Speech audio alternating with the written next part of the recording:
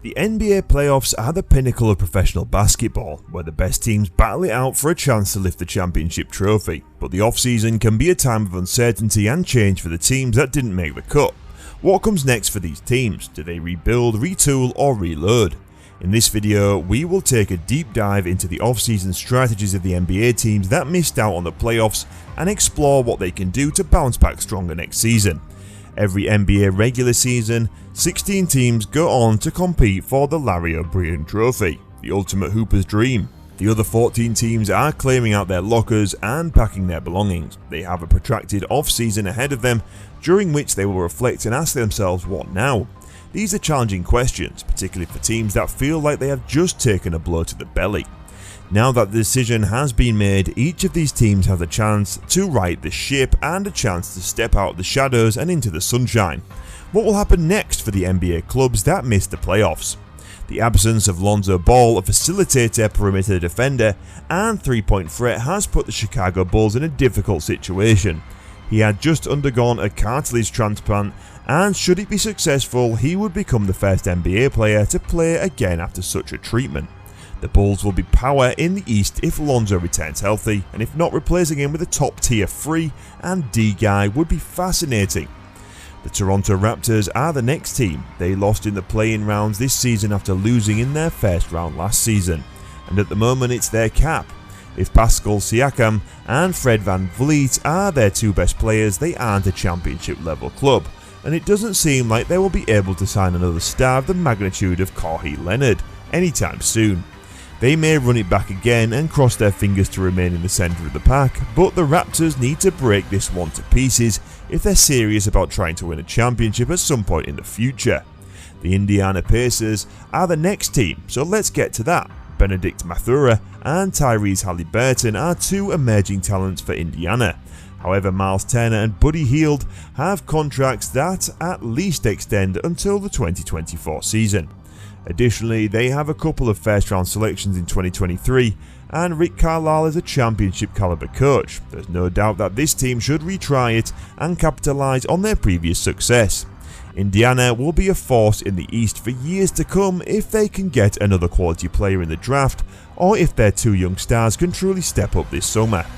The Washington Wizards are the next team, but ladies and gentlemen, despite their name, they are not magicians. The Wizards are, in my opinion, the worst conceivable situation in the entire Eastern Conference. Even if I like Bradley Beal and his style of play, the fact remains that he is a 6'4" point guard who will soon be 30 and has missed a lot of games in the previous 4 seasons. The Wizards have him under contract for the next 3 or 4 years, even though he isn't the kind of exceptional player who might lead his team to victory as the best player on the squad. And to make matters worse, their second best player, Kristaps Porzingis, is made of glass and plays against his weaknesses. The Wizards need to seriously consider their goals for the foreseeable future. They can certainly run it back if they don't mind having a low ceiling. The GM of the century must be found to rescue them from the depths of despair, which is where they found themselves now, if they are to become a championship contender. The Orlando Magic are the team that comes next, and as of right now, they seem to have a very promising future. They have a ton of fantastic young players after all. Wendell Carter Jr. is a young rising center in the league. Cole Anthony has recently improved significantly in terms of efficiency, and Markelle Fultz, a former first-round pick who will return to bust meme, he emerged from the shadows and returned to the spotlight.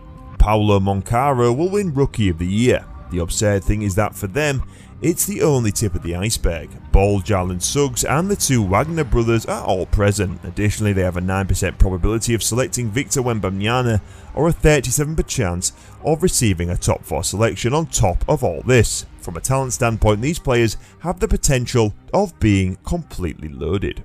The 2023 season was great for the Charlotte Hornets, who defeated the Boston Celtics twice and easily defeated the 76ers, Warriors and Clippers. To guide the young players properly, they must hire a coach or an experienced player who has won championships. The Charlotte Hornets, who have lost their top scorer from 2022 due to off-court concerns, are the team that follows them. They still have LaMelo Ball, one of the league's most intriguing young players, and they have a good chance of landing a top 4 choice as well as the 4th highest chance of selecting Victor Wembanyama. The squad has the potential to be a truly intriguing one if they can remain healthy and get a top 4 selection. With the first overall selection, James Wiseman, Marvin Bagley III, Jaden Ivey and Killian Hayes, the Detroit Pistons are a strong squad. Dwayne Casey, a previous coach of the year from 2018, is their coach. The Oklahoma City Thunder, who are in the process of rebuilding, fell just one victory short of making the playoffs in 2023. The young players on this squad complement each other's timelines, but there is no clear path for the club to go ahead. This club will cause issues in the future, and beginning with the next season, I see them being a perennial playoff team. The New Orleans Pelicans are the team that follows them. The Pelicans and Chicago Bulls are in comparable situations right now. They were once the top team in West when Zion was healthy, but in the end they lost the play-in tournament because he was injured and couldn't participate. Although I hate to say it, Zion has to take a cue from Kohi, and load manages a little bit. It's much too early for the Pelicans to break this up. He may have lost weight, but it's still obvious that he weighs too much for his size, and his body just can't support him. The Pelicans would be a really scary team if Zion could shed a little more pounds and monitor his minutes, games and everything. They must reverse events, but they must use 2023 as a teaching moment to take care of Zion's body. This season, the Jazz were thought to be a rebuilding squad, but they acquired Lowry Marketing, an all-star. They should be seeking to strengthen the squad with choices from forthcoming draft, since they will have a sizable number of picks. Who they might choose in the summer will determine their future and the best course of action for them in 2024. Next to the Trailblazers, they're not progressing quickly, as is clear from their failure to qualify for the play-in event. At this point, Portland should pull out their C4 Dynamites by retaining Damian Lillard. In addition, this squad has to blow things up if they want to compete for titles. For all those concerns, even hope to go beyond the first round of the playoffs, apart from Anthony Simmons, Shaedon Sharpe and other promising prospects. While they still have the opportunity, they need to acquire as much as they can for veterans like Lillard, Grant and Nurkic. The Rockets and the Spurs will follow. These two will be grouped since they are both in the same situation. These teams have already been destroyed, so there isn't much you can do to blow them up anymore. They can only go ahead. They're both stake in the future of the 2023 draft, and if they were to choose Victor Wembanyama, it would be almost as good as a championship for them. But having said that, I hope Wendy doesn't hit the Rockets. They already possess a wide range of abilities, but they do not do a good job of nurturing them. Now we want to hear from you. What do you think should be the next move of your favourite NBA team that didn't make the playoffs? Do you agree with our suggestions, or do you have your own ideas? Share your thoughts in the comments and let's continue the conversation. Don't forget to subscribe to our channel for more NBA analysis and futures.